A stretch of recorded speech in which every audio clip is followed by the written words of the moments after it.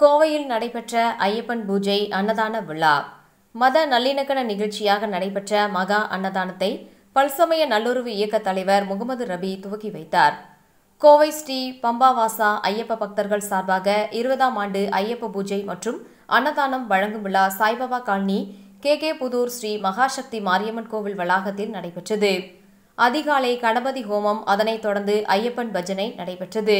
விழாவின் முக்கிய நிகழ்வாக நடைபெற்ற மகா அன்னதானத்தை பல்சமய நல்லுறவு இயக்கத்தின் தலைவர் முகமது ரபி மற்றும் ஒருங்கிணைப்பாளர் எம் ராமசாமி ஆகியோர் கலந்து கொண்டு துவக்கி வைத்தனர்.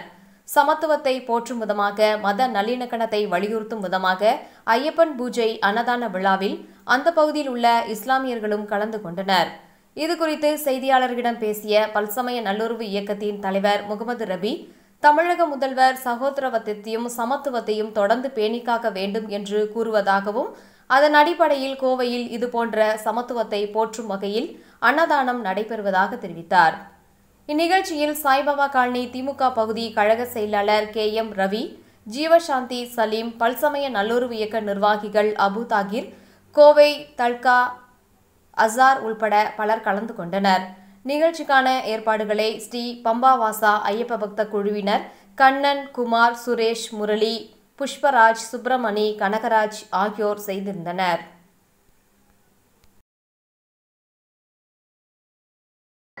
இன்று ஒரு சந்தோஷமான நாள். சாய்பாபா காலனி பகுதியிலே, கோவை மாவட்டத்திலே சாய்பாபா காலனி பகுதியிலே ஒரு சந்தோஷமான நாள். இன்று அருள்மிகு சிறு மகாசக்தி மாரியம்மன் திருக்கோவிலிலே ஸ்ரீ பம்பை வாசா ஐயப்ப பக்தர்கள் கடந்த 20 ஆண்டு காலமாக, தொடர்ந்து 20 ஆண்டு காலமாக அன்னதானம் வழங்கி வருகிறார்கள். நானும் இந்த நிகழ்ச்சியில் தொடர்ந்து வருடம் இந்த நிகழ்ச்சியில் கலந்து கொள்கிறேன்.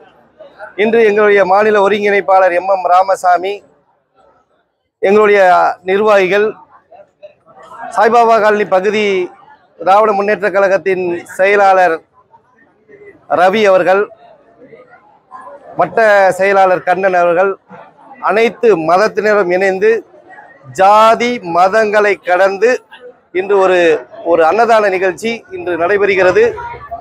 இது ஒரு சிறப்பான நிகழ்ச்சி.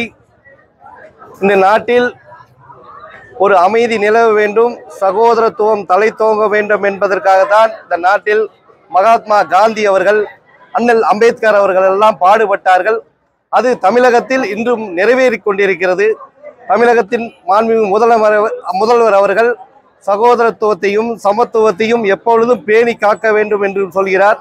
அதுபோல் இன்று கோவையிலே நடைபெறுவது எங்களுக்கெல்லாம் மகிழ்ச்சி. நாங்கள் எல்லாம் அண்ணன் தம்பிகளாகவும் மாமான் மச்சான்களாகவும் எப்பொழுதும் இருப்போம்.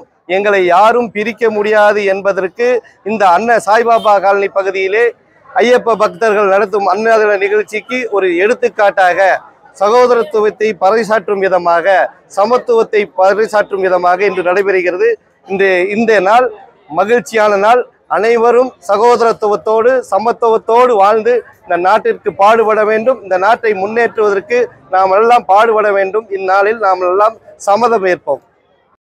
மாண்புமிகு முதலமைச்சர் அவர்கள் எப்பொழுதும் சகோதரத்துவத்திற்கு, மத நல்லிணக்கத்திற்காக எடுத்து சிறந்து விளங்கி கொண்டிருக்கின்றார். கடந்த 3 ஆண்டுகளில் மிக சிறப்பான ஆட்சியை கொடுத்து கொண்டிருக்கின்றார். எப்படி என்றால், அனைவருக்கும் அனைத்தும் கிடைக்க வேண்டும் என்று ஜாதி சமயம் தாழ்த்தப்பட்ட பிற்படுத்தப்பட்ட சிறுபான்மை மக்களுக்கு அனைத்து வித திட்டங்களையும் நிறைவேற்றியிருக்கிறார். தற்பொழுது மத நல்லிணக்கத்திற்கு பாடுபடுபவர்களுக்கு 25,000 5 லட்சம் தருவதாக உறுதியளித்திருக்கிறார்.